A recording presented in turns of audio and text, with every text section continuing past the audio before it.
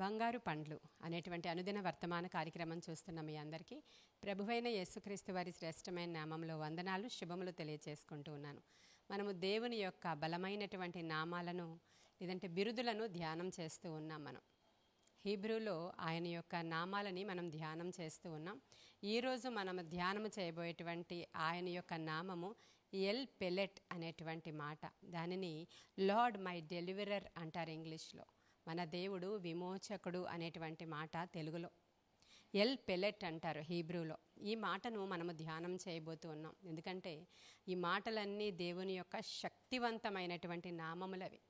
ఆ నామమును మనము ఉచ్చరించి ప్రార్థన చేస్తూ ఉన్నప్పుడు మన జీవితంలో కూడా ఆయన ఏ విధముగా అనేకుల జీవితాల్లో విమోచించడానికి ఈ లోకంలోనికి వచ్చారో, అలా మన జీవితాల్లో ఏ బంధకాల్లో ఉన్నామో, ఏ పాపములో ఉన్నామో, ఎటువంటి చెరలో ఉన్నామో వాటన్నిటిలో నుంచి ప్రభువు మన విమోచకుడుగా ఈరోజు ఉదయకాల సమయంలో మిమ్మల్ని ఆశీర్వదించాలని నేను కోరుకుంటూ ఉన్నాను. మత్తయి సువార్త 20వ అధ్యాయము 28వ వచనంలో అనేకులకు ప్రతిగా విమోచన క్రయధనముగా తన ప్రాణాన్ని ఇవ్వడానికి ఆయన వచ్చారు అనేటువంటి మాట రాయబడి ఉంది. ఆయన తన యొక్క ప్రాణాన్ని క్రయధనముగా పెట్టి అనేకులను విమోచించడానికి ఆయన వచ్చారు అనేటువంటి మాటని మనం అక్కడ చూస్తున్నాం. ఆయన పేరు విమోచకుడు. అంధకార సంబంధమైనటువంటి రాజ్యములో ఉన్నటువంటి మనలని ఆయన విమోచించి దేవుని రాజ్య సంబంధులుగా ఆయన చేసుకున్నారు అనేటువంటి మాట కొలసీలకు రాసిన పత్రికలో రాయబడి ఉంది. ఆదాము చేసినటువంటి పాపము సర్వ మానవాళి మీదకి వచ్చినప్పుడు శాపగ్రస్తులుగాను పాపము చేసిన వారుగాను ఈ ప్రజలందరూ మార్చబడినప్పుడు, ఎందుకంటే ఆదాముని దేవుడు తయారు చేసినప్పుడు దేవునికి ఎంతో సన్నిహితుడుగా ఉండేటువంటి అతడు దేవుని యొక్క సృష్టి అంతటి మీద అధికారము కలిగినట్లుగా అతన్ని దేవుడు సృష్టించాడు. దేవునితో సత్సంబంధాలు కలిగినటువంటి వ్యక్తిగా అతన్ని దేవుడు సృష్టించాడు. కానీ అతడు చేసినటువంటి పాపము ద్వారా అవన్నీ కోల్పోయి అతడు దిగజారిపోయిన స్థితిలోనికి వెళ్ళిపోయి అతని ద్వారా పాపము లోకములోనికి ప్రవేశించినప్పుడు దేవుడు ఈ పాపము నుంచి ఈ లోకాన్ని విడిపించాలని చాలా ఆశపడ్డారు. నోవహ కాలంలో జల ప్రళయం వచ్చి అటువంటి వారందరినీ కూడా పూర్తిగా నిర్మూలించి మరలా క్రొత్త జనరేషన్ తీసుకుని రావాలని భూమి మీదకి జల ప్రళయాన్ని పంపించి మనుష్యులందరూ తుడిచిపెట్టబడిపోయిన తర్వాత నీతిమంతుడైన నోవహు ఒక కుటుంబము ఉంది.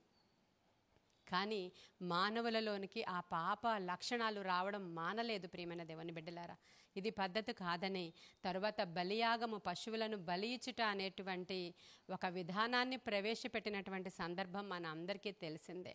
కానీ దాని ద్వారా కూడా మానవుడు విమోచించబడలేకపోయాడు, పాపము నుంచి విడిపించబడలేకపోయాడు. ఆ తరువాత తీసుకున్న స్టెప్పే దేవుని యొక్క కుమారుడైనటువంటి మన ప్రభువు బలి పశువుగా అసలు పాపము లేనివాడుగా ఈ భూమి మీదకి వచ్చి ఆయన మన కొరకు తన ప్రాణాన్ని పెట్టి విమోచన క్రయధనముగా ప్రాణాన్నిచ్చి మనలను ఆయన కొనుక్కున్నారు అనేటువంటి మాట. ఎల్ పెలెట్ అనేటువంటి శక్తివంతమైన విమోచకుడు అనేటువంటి మాట ఈరోజు మనం ధ్యానం చేస్తూ ఉన్నాం. మరి ఈరోజు నీవెలా ఉన్నావు? విమోచించబడ్డావా? అంధకార సంబంధమైనటువంటి రాజ్యములో నుంచి వెలుగు సంబంధమైనటువంటి దేవుని రాజ్య వారసులుగా మనల్ని చేసిన దేవుడు మొదటి ఆదాము చేసినటువంటి ఆ తప్పుని కడమ ఆదామని చెప్పబడినటువంటి మన ప్రభువు ద్వారా విమోచనము నీకు దొరికిందా? అయితే ఒక సందర్భంలో యోహాను సువార్త 8వ అధ్యాయంలో ఒక స్త్రీని వ్యభిచారము చేస్తూ ఉండగా పట్టుకుని అక్కడ ఉన్నటువంటి శాస్త్రులు, పరిసయ్యులు మోషే ధర్మశాస్త్ర ప్రకారం ఈ స్త్రీని రాళ్లతో కొట్టి చంపాలి అనేటువంటి విషయంగా ఆమెను సమాజం దగ్గర తీసుకొచ్చారు. అందరూ కూడా వారి చేతుల్లో రాళ్ళు పట్టుకుని ఉన్నారు. ఎందుకంటే మోషే ధర్మశాస్త్రం ప్రకారం ఏ స్త్రీ అయినా ఇటువంటి వ్యభిచార సంబంధమైన పాపం చేస్తే అది బ్రతకకూడదు, చనిపోవాలి. కాబట్టి రాళ్లతో కొట్టి చంపదాం అనేటువంటి విషయముగా వాళ్ళ ఆ యొక్క పరిస్థితి, అక్కడ ఉన్నటువంటి గందరగోళం, అక్కడ ఉన్నటువంటి రకరకాల ప్రజల యొక్క హేళన, ఈర్ష్య, కోపము, ఇటువంటి సందర్భంలో యేసుక్రీస్తు ప్రభువారు ఆ స్థలానికి వచ్చినప్పుడు ప్రభువుని శోధించాలనే వాళ్ళు అడిగారు, ఈ స్త్రీని ఏం చేయమంటావు ఇప్పుడు? బోధకుడా, ఈ స్త్రీ ఇలాంటి తప్పు చేసిందని. ఎందుకంటే మోషే ధర్మశాస్త్రం ప్రకారం ఆ విధంగా రాళ్లతో కొట్టి చంపాలి అని చెప్పకపోతే ఈయన మీద నెపం మోపుదామని చూస్తున్నారు వాళ్ళు. ఈయన చూస్తే ప్రేమామయుడు, ఈయన చూస్తే ఏ ఒక్కరికి హాని చెయ్యనివాడు, ఏం చెప్తాడో ఇప్పుడు ఈయన చూద్దామని చెప్పినప్పుడు ప్రభు తీర్పు ఎలా ఉందంటే, మీలో ఎవరైనా సరే ఎప్పుడు ఎక్కడ ఏ పాపము చేయని వారైతే మొదట అటువంటి వారు ఆమె మీద రాయి వేయండి అని ప్రభు తీర్పునిచ్చారు. అక్కడున్న వాళ్ళందరూ ఏదో సందర్భంలో పాపం చేసిన వారే. ఆమె బహిరంగంగా తీసుకొచ్చి అక్కడ కూర్చోబెట్టారు, కానీ రహస్య పాపాలు గలవారే. కాబట్టి ఎవ్వరూ కూడా ఒక్క రాయి కూడా ఆమె మీద వేయడానికి వాళ్ళు తెగించలేదు. ఎందుకంటే సర్వాంతర్యామి అయినటువంటి దేవుడు అక్కడ ఉన్నాడని. ఎందుకంటే ఆయనకి సమస్తము తెలిసిపోతుంది. ఎక్కడో కూర్చున్న నతనయేలు గురించి తెలిసిపోయిన అదే దేవుడు సమస్తము ఈయనకి తెలుస్తుంది. కాబట్టి మనం ఏం చేసినా మన గురించి చెప్పేస్తాడేమో అని ఏమాత్రం కూడా వాళ్ళు ఇంక డేర్ చేయలేదు. అక్కడ నుంచి అందరూ వెళ్ళిపోయారు. అప్పుడు ఆ స్త్రీతో ప్రభు ఏమన్నారో తెలుసా? అమ్మా, ఇదిగో ఇప్పటికైతే నీవు క్షమించబడ్డావు, కానీ ఇక మీదట నీవు పాపము చేయొద్దు, నీవు విమోచించబడ్డావు, వెళ్ళిపో అన్నాడు ఆయన. హల్లెలూయా.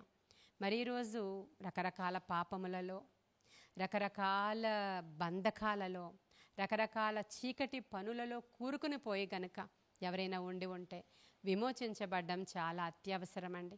లేవికాండం 25వ అధ్యాయం 25వ వచనం నుంచి మీరు 31 వరకు చదివితే అక్కడ ఒక్కడు ఒక స్వాస్థ్యాన్ని ఎప్పుడైనా తన అవసరత కొరకు, తన ప్రాణాన్ని కాపాడుకొనుట కొరకు, వాడికి వచ్చినటువంటి ఇబ్బంది కొరకు స్వాస్థ్య భాగాన్ని కానీ పోగొట్టుకున్నా, అమ్మి వేసుకున్నా, వాడు ఆ భాగాన్ని పోగొట్టుకున్న తరువాత సంపాదించుకుని మరలా తిరిగి పోయిన దాన్ని మరలా ఆ డబ్బులు చెల్లించి తెచ్చుకుంటే పర్వాలేదు. ఒకవేళ కానీ అతను అది సంపాదించుకోలేకపోతే తన దగ్గర బంధువుడు ఎవరైనా వచ్చి ఆ క్రయధనము చెల్లించి అతని స్వాస్థ్య భాగాన్ని అతనికి ఇచ్చి అతన్ని విడిపించవచ్చు అనేటువంటి ఒక చట్టం ఉంది. అర్థమైంది అనుకుంటున్నాను నేను. ఎవరైనా ఒకరు అప్పుల పాలైపోయి తన యొక్క ఆస్తిని పోగొట్టుకున్నప్పుడు అతడు విడిపించుకోగలిగితే విడిపించుకోవచ్చు. ఒకవేళ విడిపించుకోలేని పక్షంగా అతడికి సమీప బంధువుడు ఎవరైనా ఉంటే అది విడిపించి ఇతనికి ఇవ్వచ్చు. అది చట్టం. మనము ఇది బోయజు రూతు విషయంలో చూస్తాము. నయోమి వచ్చినప్పుడు అక్కడ రూతు అడుగుతూ ఉంటుంది బోయజుని. అడిగినప్పుడు నాకంటే సమీప బంధువుడు ఒకడు నీకున్నాడు, కావాలంటే అతడు నీకు ఈ యొక్క కార్యం చేసి పెడతాడు, మీ స్వాస్థ్య భాగాన్ని ఇచ్చి పెడతాడు అన్నట్లుగా మాటలు అక్కడ మనకు కనిపిస్తాయి. అలా ఒకవేళ ఎవడైనా ఒక బానిసగా ఒక చోట ఉండిపోతే అతడికి కూడా మంచి మనసున్న వాళ్ళు ఎవరైనా సరే క్రయధనము అతడి పక్షముగా చెల్లించి బానిసత్వము నుంచి అతడిని విడిపించవచ్చు అనే కట్టడ లేవికాండం 25వ అధ్యాయం 25వ వచనం నుంచి మీరు చదువుతారు.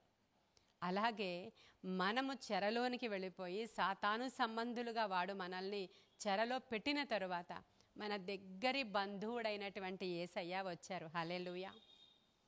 ఆయన మన సమీప బంధువుడు, ఆయన మనకి సమీప రక్త సంబంధుడు. ఆయన రక్తమిచ్చి మనల్ని కొనుక్కున్నాడు. ప్రియమైన దేవుని బిడ్డలారా, నువ్వు ఏ చెరలో ఉన్నావో ఈరోజు ఆ సమీప బంధువుడు వచ్చి నిన్ను మరలా కొనుక్కోవడానికి ఇష్టపడుతున్నాడు, నిన్ను మరలా విడిపించడానికి ఇష్టపడుతున్నాడు. ఒకసారి ఆ క్రయధనము చెల్లించి మనల్ని విడిపించేశారు, కానీ మరలా పడిపోతే ఒకవేళ వ్యభిచార సంబంధమైన స్త్రీ పట్టుబడినట్లుగా ఏ పాపములోనో, ఏ శాపములోనో, ఏ బంధకాలలోనో, ఏ బానిసత్వంలో నీవు ఉన్నావో, వ్యసనాలలో నీవు ఉన్నావో, చెరలో నీవు ఉన్నావో, ఆ వ్యసనము నుంచి నీవు బయటికి రాలేకపోతున్నావేమో, ఈరోజు దగ్గర బంధువుడైనటువంటి యేసయ్య ఎల్ పెలెట్గా నీ దగ్గరికి వచ్చి నేను నిన్ను విమోచిస్తాను అంటున్నాడు. లార్డ్ మై డెలివరర్ అనేటువంటి మాటని ఈరోజు మనం ధ్యానం చేస్తూ ఉన్నాం.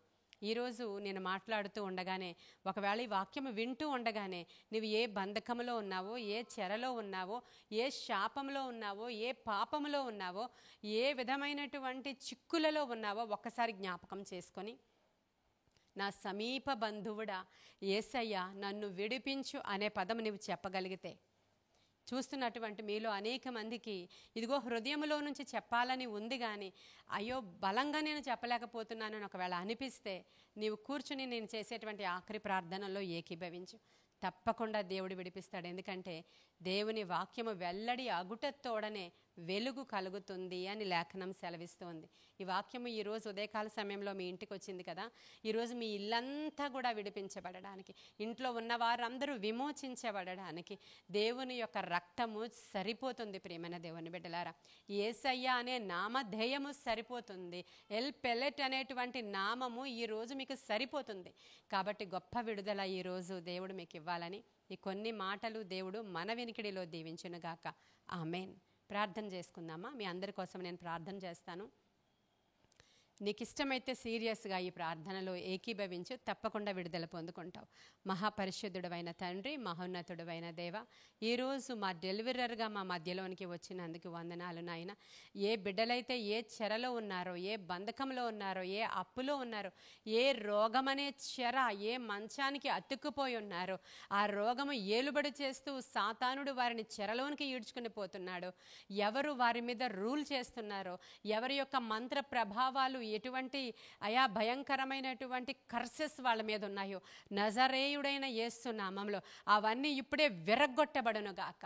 మీరు నాకిచ్చిన అధికారము తండ్రి, దేవుని సేవకులుగా మేము కలిగి ఉన్న అధికారముతో దేవుని యొక్క మాటలు నోట్లో నుంచి ఉచ్చరిస్తూ ఉండగా యేసు నామంలో అటువంటి వారికి విమోచన కలుగునగాక, విడుదల కలుగునగాక. మా సమీప బంధువుడా, యేసు నామంలో ముట్టి స్వస్థపరచండి, వ్యసనము నుంచి విడిపించండి.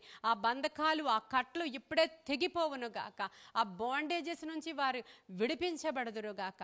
ఆత్మకార్యాలు జరిగించమని నీ కృపలో వినుచున్న ప్రతి బిడ్డ ఈరోజు విడిపించబడలాగున సహాయం చేయండి.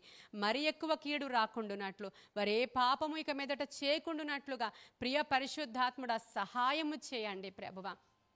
పరిశుద్ధాత్మ సహాయముతో ఈ బిడ్డల్ని ముందుకు నడిపించమని, విమోచన క్రయధనముగా మా కొరకు నాయన చెల్లించినటువంటి ఆ రక్తము ద్వారా ఇప్పుడే విడుదల ప్రకటిస్తున్నాను, విజయము ప్రకటిస్తున్నాను నాయన. పరిశుద్ధాత్మ ద్వారా వారి మీద ముద్ర వేయమని బ్రతిమలాడుకుంటూ నీ కృపగల హస్తానికి బిడ్డలను అప్పగించుకుంటూ యేసయ్య శ్రేష్ఠ నామంలో అడుగుచున్నాము తండ్రి.